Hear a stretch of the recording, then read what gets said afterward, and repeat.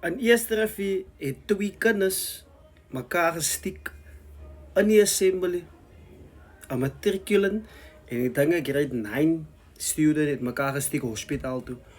Nou vra jy jouself, is jou kind onder die safety van die skool terwyl hulle nie in die parents se care is nie? Kos in 2000, dit is in 2000 en 2010, was 'n previous Minister of Education. Hy man het metal detectors vir soms skole geïssu, né, om die dinge te prevent. Nou vra jy jouself, Hot 16 eerste revie, ek dink aan namens Ursula, val sy onder DA? Dan vra jy ook jouself, die nuwe minister van Education, né, val die persoon ook onder DA?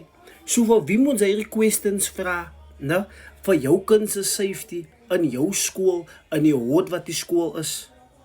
Kos as jy het kan prevent het, né, of try om het te prevent in die early 2000s, wat doen jy in die mid 2020s, né? Wat doen jy om het te prevent dat kinders met meste en met vuurwapens en met enige weapons in die skole inkom? Wat doen jy as die hood counselor? Wat doen jy as die minister van Education?